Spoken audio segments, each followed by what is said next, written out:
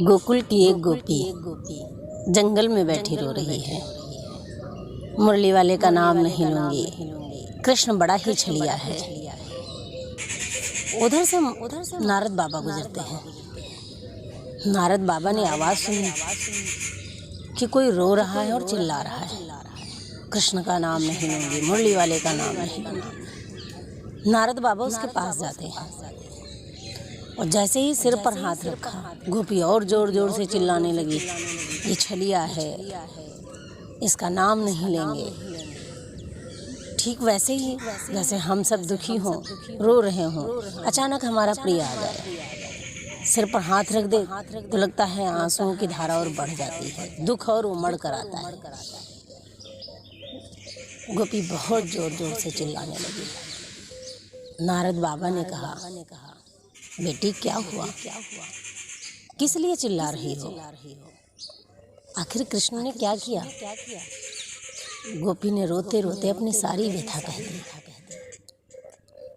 कहती है, बाबा मैं पनघट के लिए निकली थी। मेरे सिर पर गागर थी, गोदी में नवजात छोकरा जो अभी 2-3 महीने का था। न बोल सकता था, न कुछ इशारे कर सकता था। मैं पनघट की तरफ आगे बढ़ रही थी। मुरली वाले ने अपनी मुरली बजा दी। उस मुरली की आवाज ने मेरे मन को हर लिया। मेरा ध्यान पनघट के बजाय उस मुरली में लग गया। मैं पनघट पर पहुंची तो लेकिन मन तो कृष्ण की बांसुरी में था। मैं जैसे ही वहां पहुंची, सिर से गागर उतारी, लेकिन मेरा ध्यान भूल गया कि घट भरने के लिए पानी में डाल रही हूँ या अपने छोकरे को डाल रही हूँ। बाबा, मैंने अपने नवजात नन्हे मुन्ने बच्चे को पानी में डाल दिया।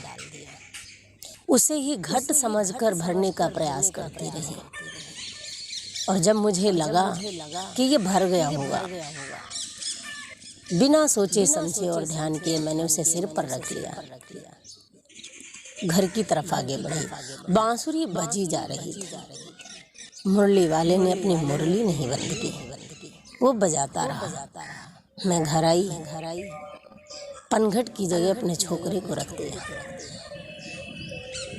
मेरी सास चिल्लाई तो ने कुल दीपक बुझा दिया।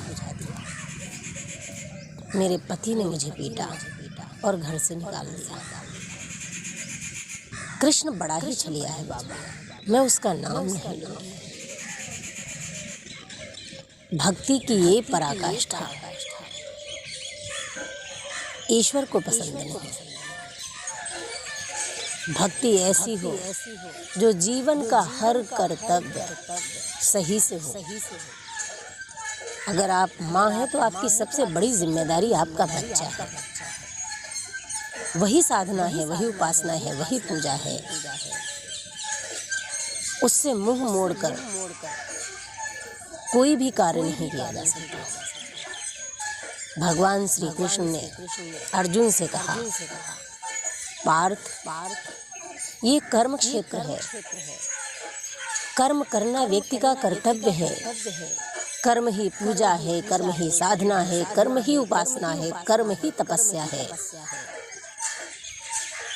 अपने हर कर्म को बखूबी निभाना जीवन की सबसे बड़ी साधना है, सबसे बड़ी कला है। भक्ति हो तो ऐसी जो हर कर्तव्य को सही से निभाना सिखा दे, हर जिम्मेदारियों को सही से पूरा करना सिखा दे, मानव को मानव से प्रेम करना सिखा दे।